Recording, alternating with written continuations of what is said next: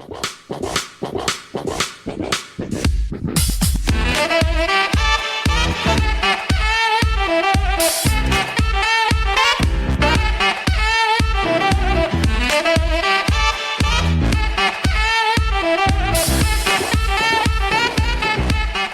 everyone and welcome back to the Super Rugby Podcast / the Rugby World Cup Podcast 2019 with your hosts Damien Warren and Toby Harris. I did not let you get in there like you did last week. Sneaky. Mate, a wonderful start to the Rugby World Cup. Yeah, God. Interesting start. We say wonderful start, but I would have picked There's been a lot of better issues. opener than Japan versus Russia. Was it Russia that they it played? was Russia. I would have picked a more appropriate game. Maybe Japan versus Scotland. That would have been a great game, wouldn't it? That would have been a cracker. But you kind of had to give it to the Japs to actually win one first, didn't you? Yeah, I suppose you got to give them a given. You think of the first game last time round? Was it England Argentina?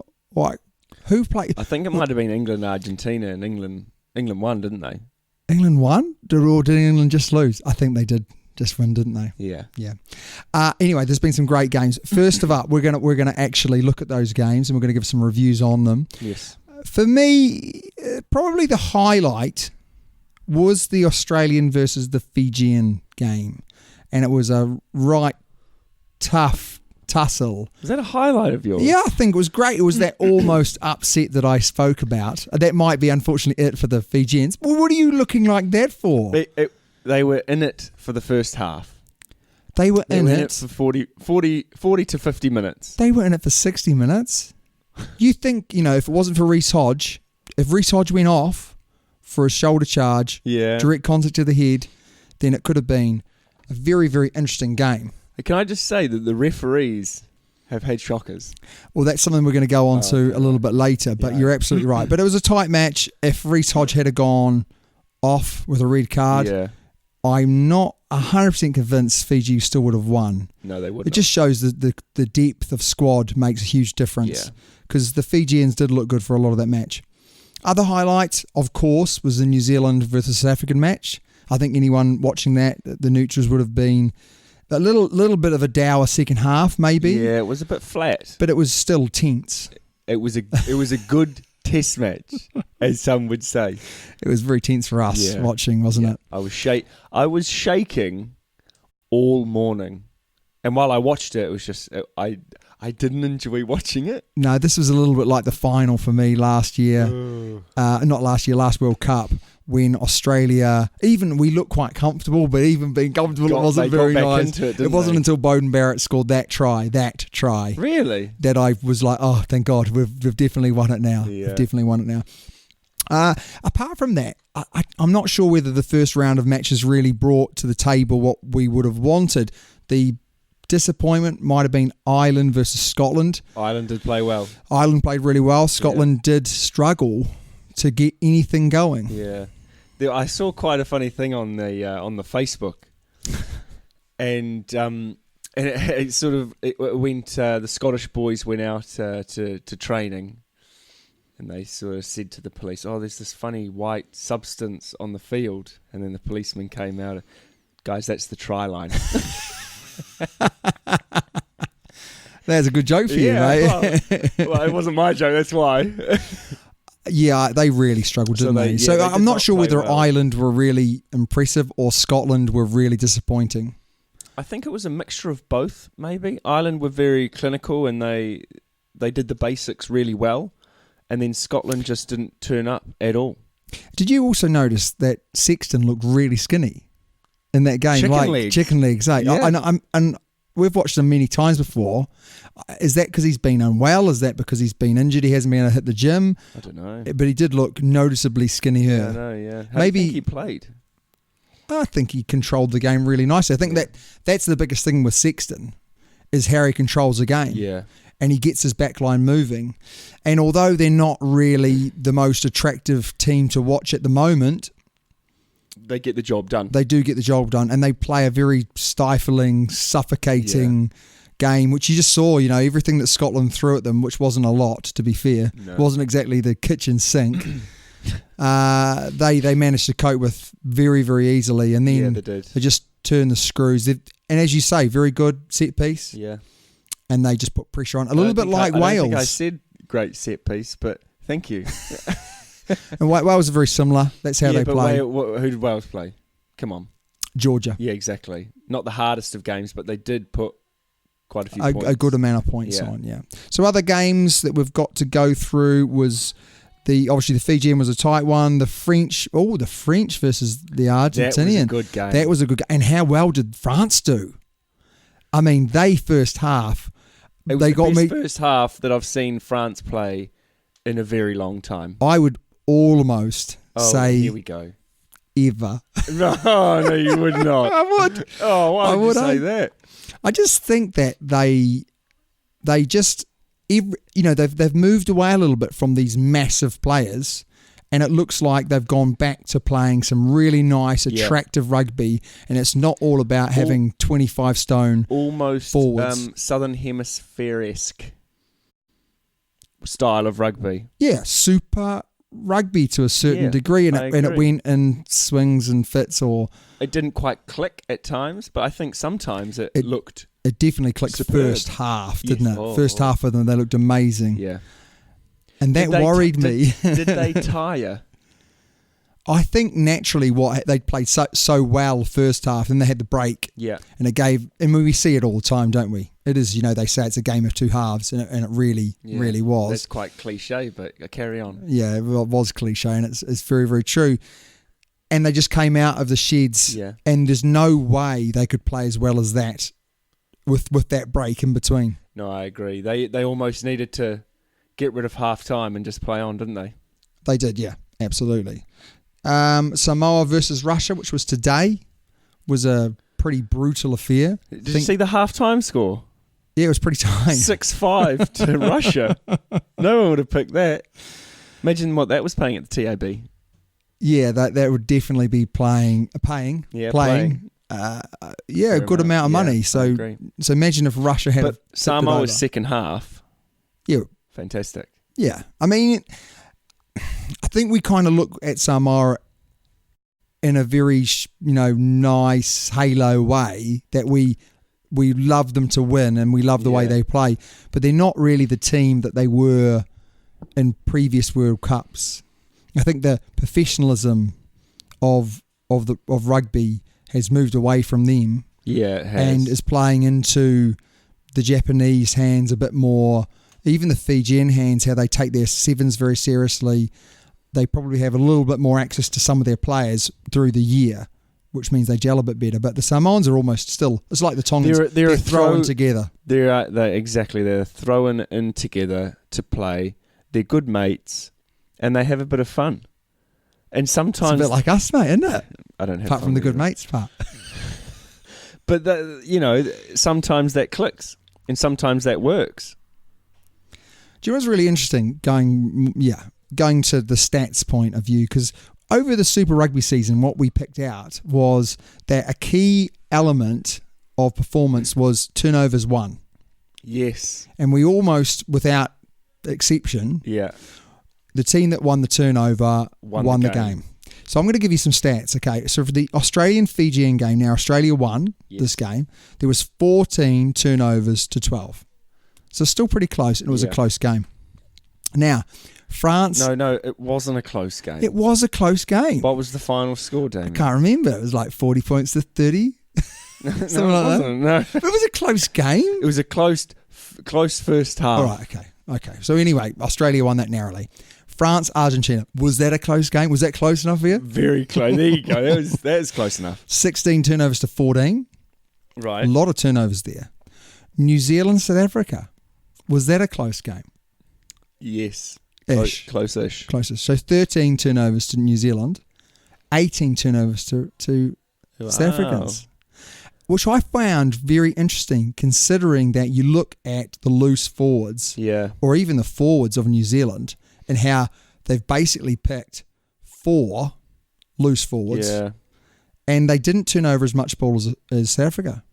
No, but our loose forwards running game was so much better than South Africans. I mean, Adi Savea. Amazing. Oh my gosh. Amazing. How he did not get player of the match. Player of the day. So junior some rugby. Oranges with that, mate. But player of the match, Beauden Barrett. That was a bit of a surprise to me because Beauden Barrett played pretty well, but he did. Yeah, Adi Savea was outstanding. He was. I agree. Scotty Barrett, outstanding. Had a good game. There's a lot of good performances in that. Hey, Colby, South Africa. Oh, unbelievable. Put a black shirt on him. Bloody hell. What a winger he is, hey? His footwork is better than a bloody ballet dancer. Am I right? You're very right, mate. Going back to it, all right? So again, turnovers 1, Ireland 12, Scotland 16. What? I know. Scotland got absolutely mullered. And they won the turnover. It's kind of throwing our theory, my theory. It's throwing 2 games. It is interesting, though, because what it does show a little bit is that some of the defences are so good that even with turnover ball, you struggle. I think with the Scotland game, they just couldn't execute anything. Set piece was not good. They every time they had an opportunity, they kind of lost it, didn't they? I mean, it was awful weather, but they're professional athletes. It was bad weather in the second half. First half, it was all right. I mean, the one thing they are saying is it's so humid over there that even though it looks nice on the TV, it's actually you're sweating like a pig. The ball is so slippery. Yeah, they've even been training with baby oil on the balls. Yeah, I've heard that. I've seen Aaron Smith put the ball in a bucket of water and then pick it out like it's at the bottom of a ruck. Yes, yeah. They've been doing. South Africa were the first team that I ever saw do that. This was many years ago. Just shows how far the game has gone. Yeah, that they kind of need to do those things. Anyway, that is the review of all the games. I mean, highlight for us obviously was New Zealand winning that game, but there was a few little glimpses of what the future World Cup is going to hold. But up next, we're going to talk about the big matches coming up. Whoa, hey Damien, mate, we're going to talk about the big matches, but what about the England Tonga game? I mean, we're not that interested in it, but we should talk about it. Hey, although you are wearing a Lions top. No. The Lions, mate. The Lions. No. If you like your rugby, you like your Lions. I like the Lions tour. Don't like the Lions. I love the Lions kit. Do you know why I like the Lions kit so much? Because it's red and it looks like the Crusaders kit. Because it was free. Yeah, the England-Tongan match. I almost say what a waste of time. England, a good scoreline for England in the end, but I don't think anyone who was... 92-7 though, eh? Handling errors. Shocking. I just think, we can look at this as New Zealand supporters and say, England didn't play very well. What concerns me is they won't do that again. No, they won't. So, they've got that out of their system. Yeah, they've got the rust. They're blowing the rust. They're blowing the cobwebs away. And, Eddie would have given them an absolute bollocking. Well, did you see him on the TV? No. He was slamming down things on the table. I'm not surprised, though. Yeah, I'm neither am I. For me, they played really poorly. Yeah. In fact, it's the worst I've seen England play for quite a number of years. They were lucky. 4 years, mate. They were lucky. They were lucky they weren't playing a decent side, because if they were playing a decent side... If they were playing France and the way that France played against Argentina, would have been a different story. Yeah, I mean, the other way to look at it is, are France ever going to play like that again? Yes. Yes, come on, France. No, not so much. No, do it now, but not later. Yeah, play really well now, but in that semi-final, if we make it against us, have a shocker. I always remember with France, remember when we were playing for the third and fourth playoff many years ago, and we absolutely pummeled them by 60 points. That'd be great in the semis. But the big matches coming up, let me just zoom in on this. Probably the biggest, there's two big matches coming up on Saturday, the 28th of September, is Japan versus Ireland. That'll be a good one. That'll be a good game. Yeah. I hope it's a better game than Scotland. And then the biggest game is Australia Wales versus Wales. That is huge. When's that? When is that? That is on the 29th on Is that Sunday. Sunday? Yeah. What time? It is. This is local time to us. Yeah. Is 8:45 in the morning. Excellent. Perfect. Who's on duty? You are. No, none of us are. Yes. There's also another game on the Monday, which is, I think, going to be a good game, which is Scotland versus Samoa. Yeah. I think that'll be a good game. Be a very good game. Might give the Samoans a real go. Yeah. At the Scottish team, who, are shaky. And they've lost one of their best forwards as well. Yes. Is it Watson? Yeah, I think it was a loose forward. Was he? Yeah, I think loose it was a loose forward. Yeah. Okay, let's go Japan, Ireland. What are your predictions for this one, Tobes? Ireland are going to do pretty well. Well, that's not a prediction, mate. That's just sorry. Okay, that's very rude of you. Can you let me finish, please? Sorry, I think Ireland, if they played the way that they did against Scotland, and if Japan played the way that they did against Russia, which wasn't that good, yeah, I think Ireland will put 20 points on them. Would you say that that's a good result for Japan? 20 points. No. What would you say is a good result for Japan? A good result for Japan would be 2 scores. Within 2 scores would be 2 scores. Nice one. I would say within 1 score would be a good result for Japan. And I'm going to say, I think you're right, though. I think Ireland will beat them by 20. Yeah. And in fact, I kind of say that relatively confidently. Yes. Yeah. Australia, Wales. I would like to see Australia win. I think Australia will win this game. Yes. And this goes down to the simple fact that I think they're going to win the group. They've had a little bit of a shaky game against Fiji. If Fiji really turn up against Wales, it could be interesting. Yes. I would like to see Wales win, actually, because it would massively make that group super exciting moving forward. If everyone's No, but you say if Australia win, then is this Wales' first game? No, they had Georgia. Yeah, they played Georgia, well against Georgia. Yeah. I'd like to see Australia win, and I think Australia will win by. I think they'll win by 10 points. Yeah, it's going to be tight, isn't it? Yeah, I think it's going to be within. I think it's going to be within 7. Yeah, it's going to be within 7. They're going. Anyone could win with the last play of the game type thing. And then Scotland versus Samoa. What are you pinning on here? I reckon this is going to be a massive game. it's going to be a draw. It's not going to be a draw. It's going to be a draw. I'm going to go for Scotland. I reckon Scotland by 7. I think Scotland, but a little bit like Fiji versus Australia, it's going to come down to the last 20 minutes. Do you like how I chucked that in there to back up my earlier point that it was really a bit closer than you were making out? So those are the games. Those are the big games before our next podcast. There's obviously lots of other games going on, but those are the big ones. Biggest game of the 3. Can I? The Australia-Wales game is probably the biggest one. Okay, go on. You're going to say something? I was going to say something. Going back to the New Zealand game against South Africa. Yeah. On the Rugby World Cup app. Great app. I introduced you to that. You did, yeah.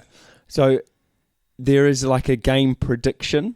Oh, yeah. So it's like, you can I just predict. No, let just me stop finish. You're interrupting me again. This has bored me to tears, everyone. So I really hope it's not going to bore you to tears. But go on, Tobes. Bore all our listeners to tears. Hello, it's Toby Harris speaking.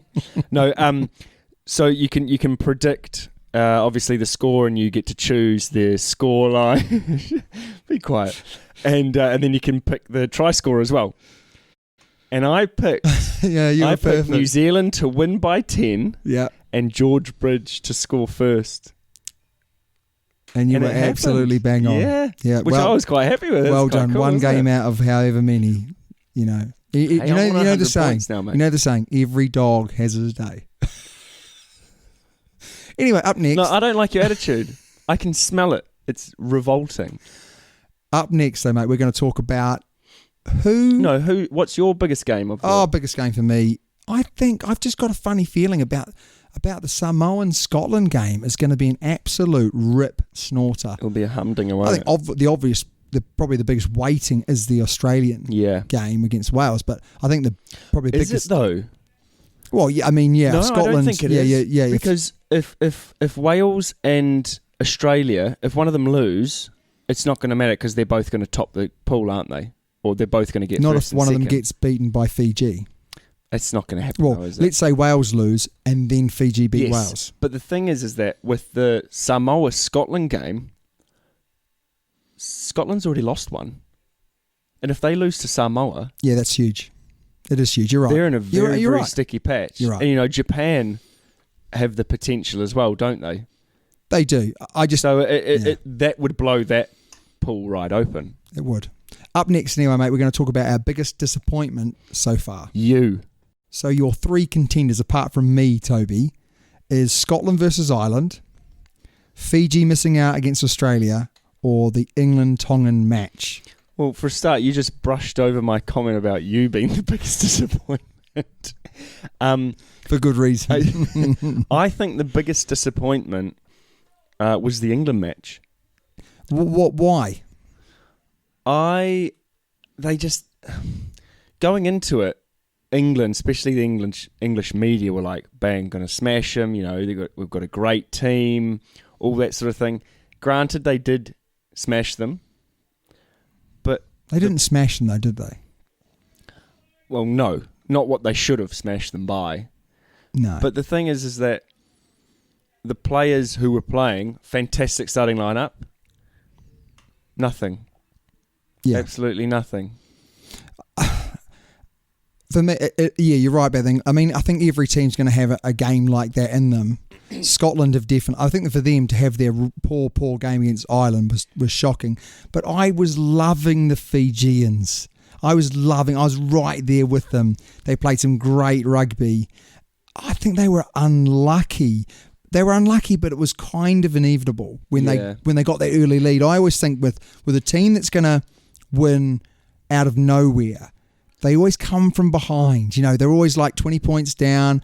Everyone's almost given up hope, and then boom, they come out from nowhere. And the team that is winning, kind of falls apart under the pressure. And when they got a little lead, and then it was always one of those that probably the more experienced team was going to be able to control. It is an 80-minute game, isn't it? So that for me was the biggest disappointment.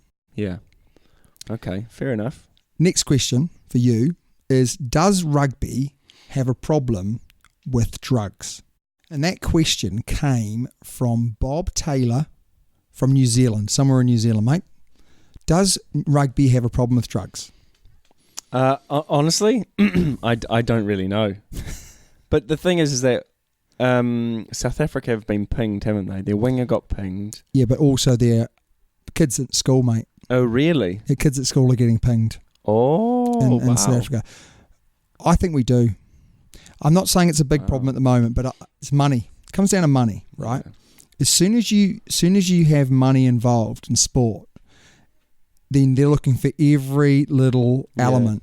And you think if you're a high school kid and you're trying to break through into that senior rugby tier, start getting paid. You need to be big. You need to be big. You definitely need to be big. And one way to get big, especially when you're not getting tested as much as the pro especially athletes. If you can't get big just on food or protein or something like that, you need to be putting something else in. So I'm going to give you some examples of how rugby has turned truly professional, things that you might not know. So I won't know. I won't know. An example of this is, when teams are travelling overseas, yes, often these professional teams now are completely changing the team's day before they leave to be in the new time zone. So they're eating breakfast at like 6 o'clock in the morning. Yeah. It's 6 o'clock in the morning. Sorry. Are you okay? 6 o'clock at night. Yeah. They're completely changing their sleeping patterns. Yeah. So they're going to that much detail about how to get that extra, 0.1% out of the athletes. Yeah.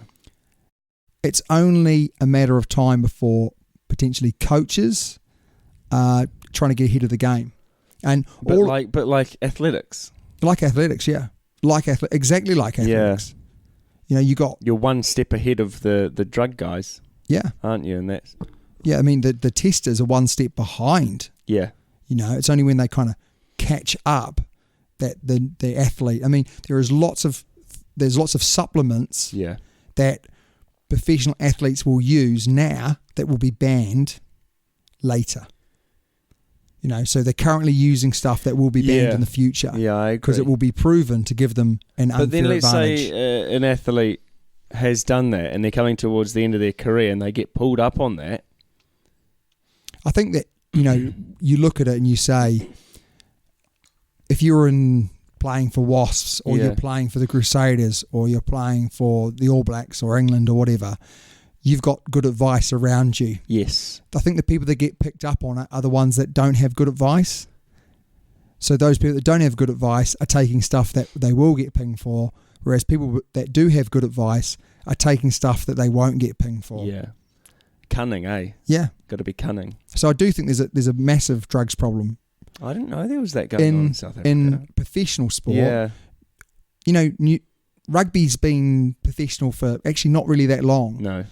So it's inevitable with money, with the ability to go that one step up the ladder, you're going to start getting money, more money. You'd be tempted, wouldn't you? Yes. You'd be tempted. Let's talk another question from one of our wonderful listeners, Reese Croswell. I'm not sure where Reese is from. He has done some questions before for us on the podcast. And he's asked the question that a lot of people have been asking in and around work and in and around rugby clubs throughout New Zealand and the world, which is Beauden Barrett at 15 or Beauden Barrett at 10. Either way, you've got to have him on the pitch, don't you? Of course you've got to have him on the pitch, yeah. Mo'unga controlled the game so well. Crossfield kick to Sivu Reece. A little bit of a duffed kick, but I'll give it to him. Perfectly duffed. Perfectly. Sivu Reece is goosey. Oh, amazing. Sivu Reece, that New Zealand-born winger. Yeah. That's a Kiwi name.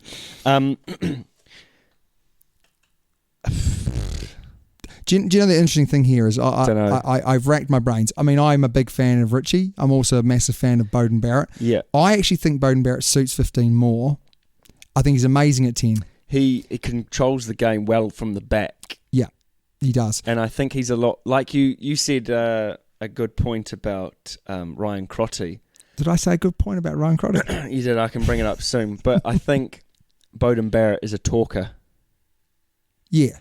And he'll defensively he'll structure the other backs.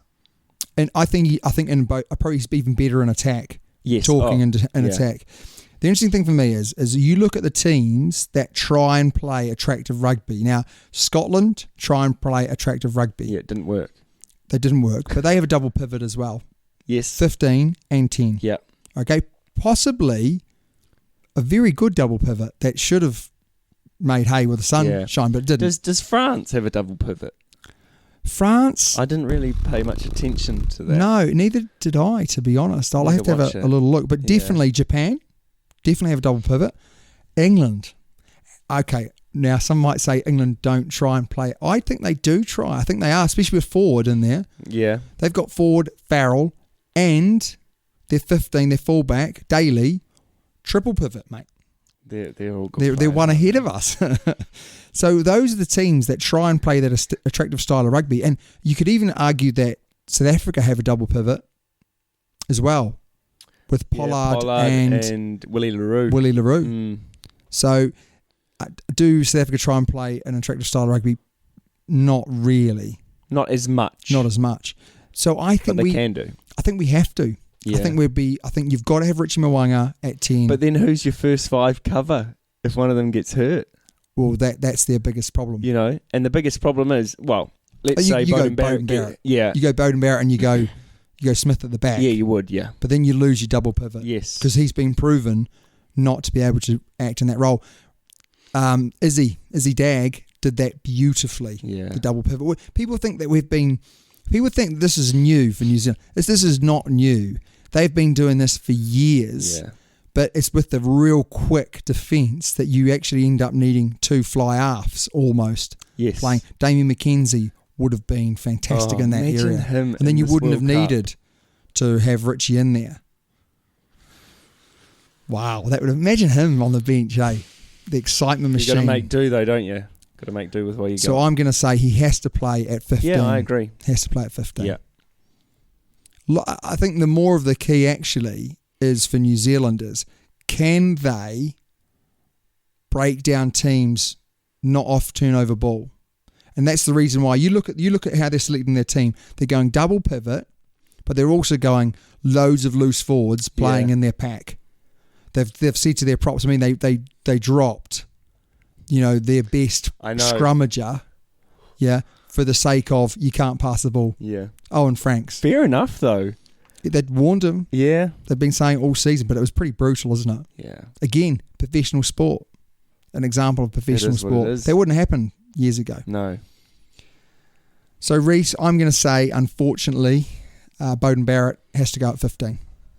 Next up, and last question we're going to cover today in the podcast is the World Rugby, this is not a question, it's a statement. World Rugby have come out and actually publicly said that their referees have been useless. Yes, I did read that, yeah. Which is the first time they've ever done that. Now, publicly they've criticised a referee in the past, but this is the first time that they've actually criticised all of the referees. Yeah. But it's true, isn't it? You go, Reece Hodge. I feel sorry for Reece Hodge. That is a mistake. Yes. He hasn't done that on purpose. But it's not the point. But it is direct contact to the head with force. Yeah. Louis Pickermiles was blatantly offside in the French game. Oh, yeah. And then the South African offside, which then led... I know. It did lead to a try, to their first try or their only try. Why? Why are they having a shocker? But it's not...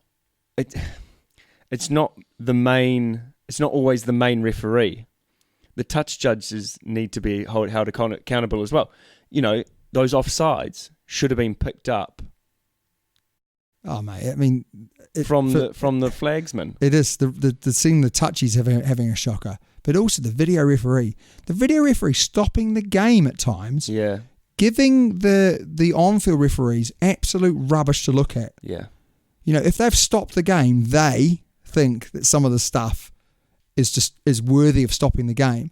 And some of it is absolute tripe. And then the stuff that does need to be stopped. Just play on. Yeah. Don't worry about it, lads. I made a couple of mistakes. I'll make a few more. Yeah.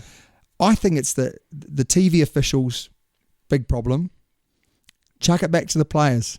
I'm going back to my statement. You did Chuck it back to the players. Well. Just give the players reviews. Give the captain of each team reviews for each half. Yeah. And if they've got a problem with something, they should say, let's review it. Yeah. If they think he's offside, review it. If they think it's direct contact to the head with force, review it. Yeah. If they think it's a try and it hasn't been given as a try, then they review it. The umpires, the referees, the umpires, they've got to make decisions on the pitch. Yeah.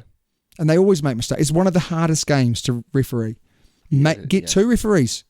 One referee doing one half, another referee doing... do it. You've got to keep up with the game. They go defensively and attack, don't they? Absolutely. You've got to change it because the laws of the game, because all referees will say it's not rules, it's laws, are very difficult to follow.